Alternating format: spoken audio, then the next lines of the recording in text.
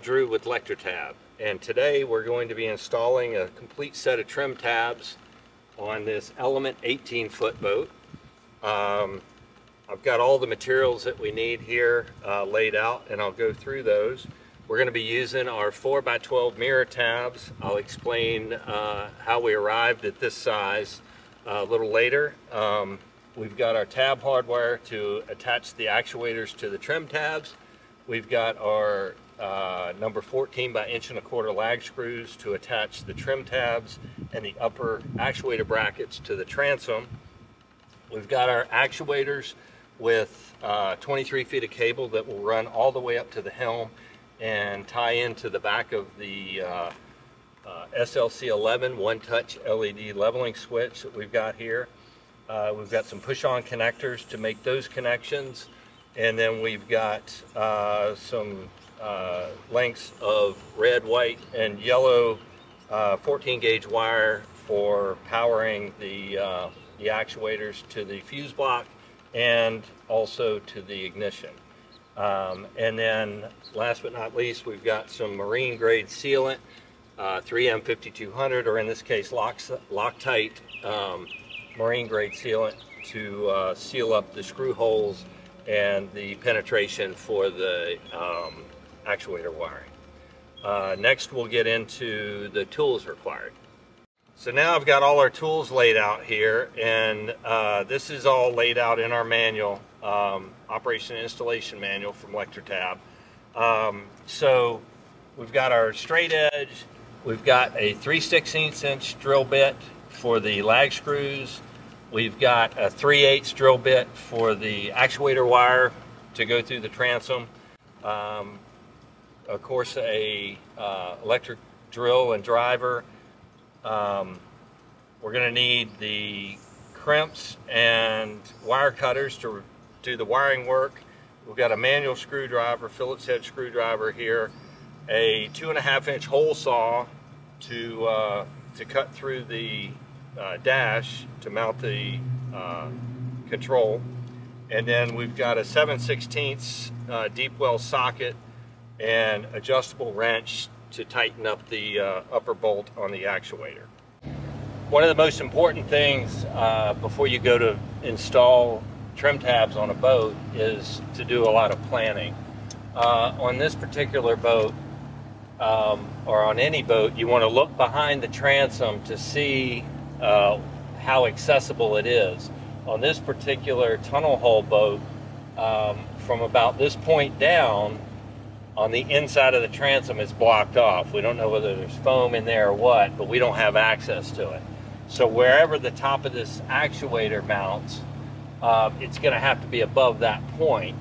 And with the brackets that we've got, so we tried a 9x12 tab on here, and it's not quite high enough, doesn't put the actuator quite high enough to get some good, solid mounting screws in away from the seam here. So we then decided to go with our 4x12 tab that will give us the mounting surface that we need. So I'll show you that. With the 4x12, it kicks the actuator in further, and we've got a good mounting surface there above the seam, and we can get to that point on the back of the transom to pull the wire and continue with the installation. So first you're going to want to go ahead and attach the lower bracket with the tab mounting hardware to the tab, and we're then going to mark the trim tab mounting plate for the right height off of the transom. And then once we get that marked and the tab mounted, we'll worry about the vertical height of the actuator. We want to run a straight edge on the bottom of the boat, and the bottom of the tab at the transom here should be about 1/4 inch above your straight edge. So we're checking that in the center, and then we'll align it side to side, and it's right at 1/4 and 1/4 and let's see here, 1/4. we've checked our distance here from the bottom of the hole. It's a 1/4 inch on each end, and we're marking holes on each end to get started. And then we'll mark the rest of the holes after we take the actuator off. All right, so now we've taken the actuator off, and we're just gonna mark all the rest of the mounting holes, so we know where to drill. Okay, so there are mounting holes, and so we'll drill those with a 3/16 inch drill.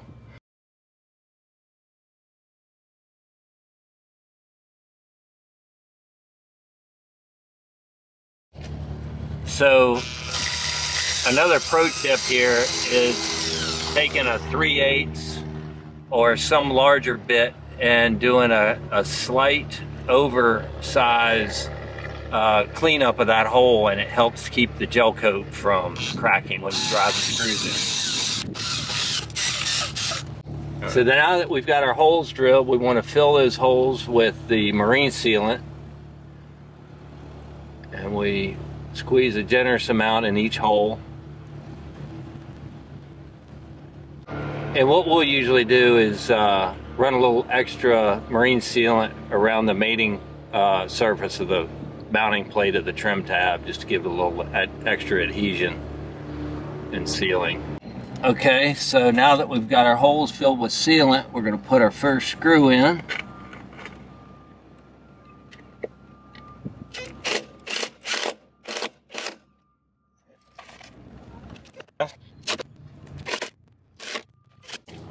So now we're hand tightening the lag screws. Always better practice to hand tighten these versus using the impact driver, so we don't strip them out.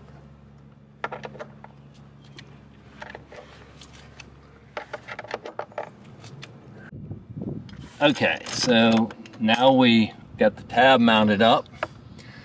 We're going to mount the actuator to the tab, and then we can mark the upper bracket and wire holes for the actuator. Yeah.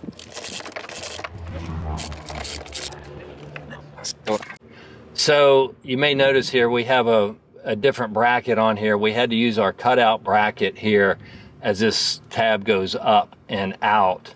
So we do have other options on the brackets if you need them. But so now that the lower bracket is mounted, we use our straight edge again, and we want to bring that back of the tab up to about a 1/2 inch above the bottom of the boat. So now that we've got our tab 1 inch above the bottom of the boat, we mark our upper hole, and in this case it's easier to mark it with the drill.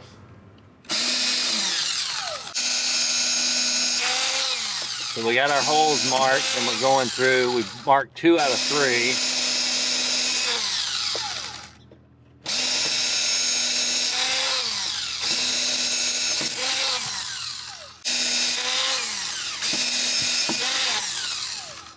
So now we've got our 3 holes marked, and we need to mark our hole for the actuator cable. And we're going to do that with a 3/8 bit.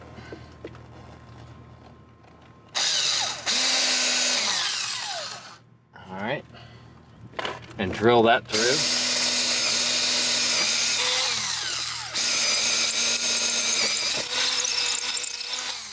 So we've got our cable hole drilled, and we're just test fitting it here, and you may need to wallow that hole out a little bit with the drill bit, but yeah, everything slides through and works just fine. So now we'll seal those holes up with sealant. Now we're going to seal those holes up with sealant. The next step is to run your cable through the bracket, and we're going to run the cable all the way through the hole, feed it all in, and we don't put 5200 or sealant in there now because it'll drag, the cable will drag it all the way through the length of the cable and make a mess of the boat. So we run all 23 feet or so through.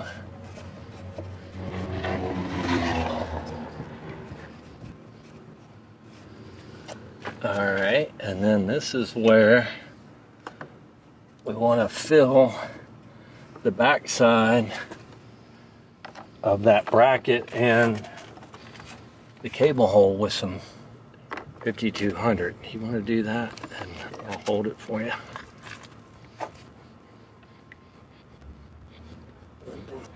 Put a little around the cable where it's going to go through, and then we'll mount up our bracket.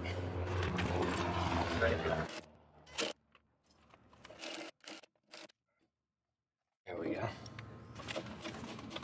Alright, put the washer and nut on there, and we can tighten that up.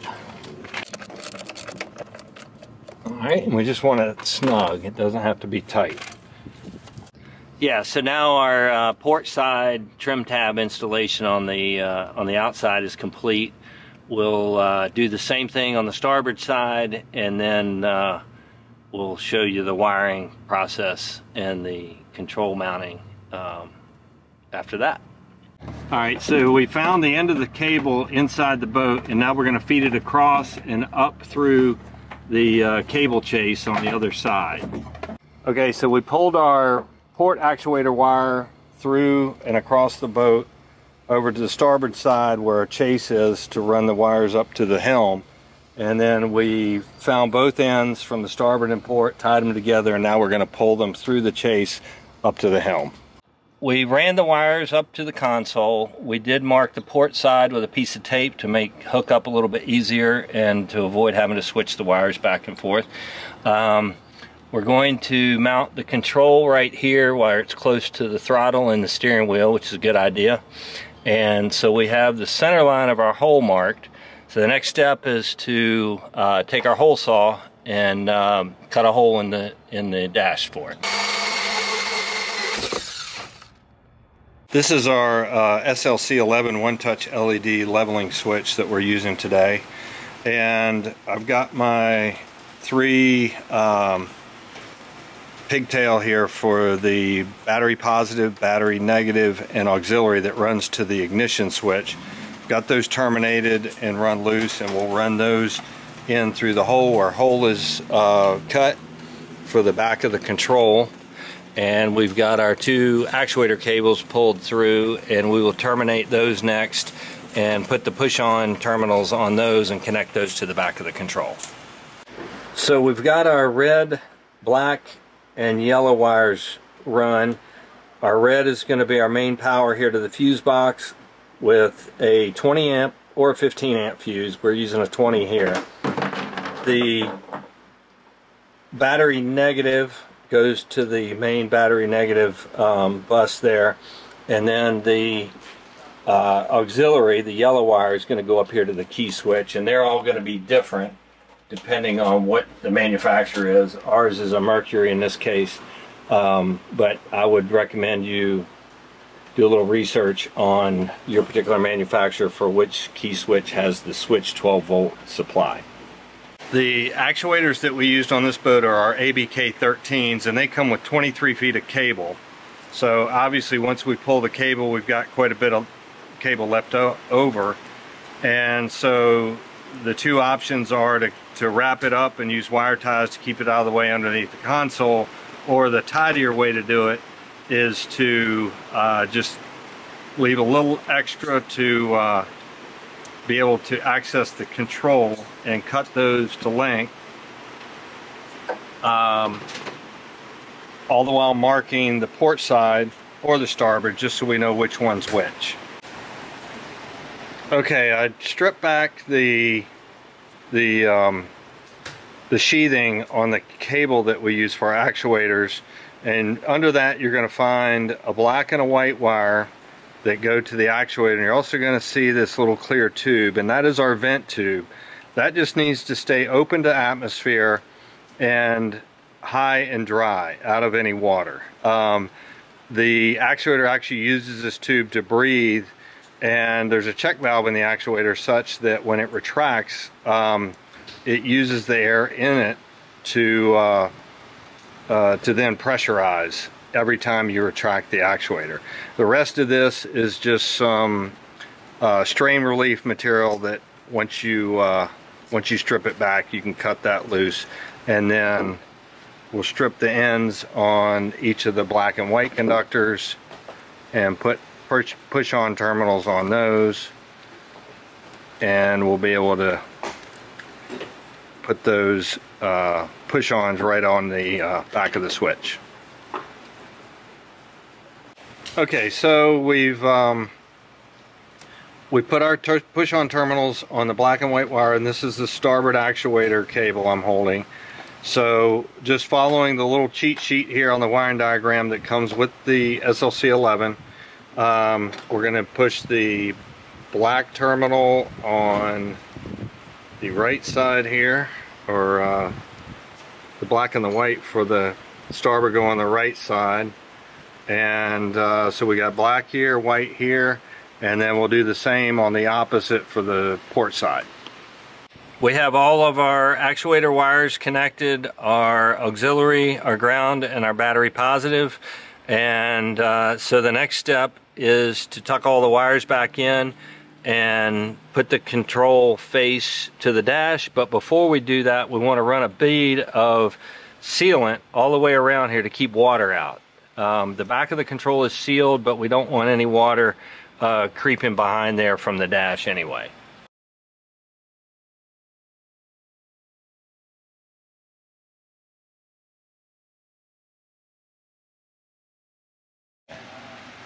When you receive the SLC11, you'll see a number of things in the packet with it. One is the quick start wiring wiring diagram, and then the other is the mounting hardware. And let me show you how that works. When you get the control put through the dash, this goes on the back side of the dash over the two mounting studs, and then there's a couple of locks washers here that will then go on,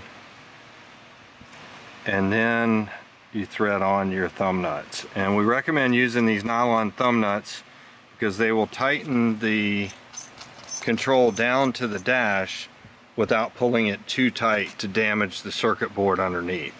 And that's about it. So you can tighten this down. The nice advantage of it is that you can loosen it up and straighten the switch out if it happens to be a little bit off, and then retighten those thumb screws.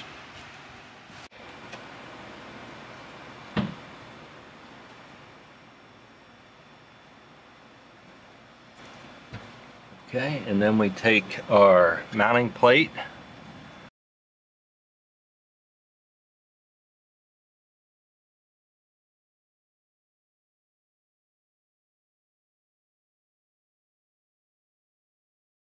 okay, so now we're going to look at how our trim tab system actually works, and we'll start by demonstrating by pressing the starboard bow down button, which deploys the port trim tab. So when you apply lift on the port side, that brings the starboard bow down. So that's why it's wired that way, and that is normal. That's the way it's supposed to be. So when you press the port bow down, it deploys the starboard actuator.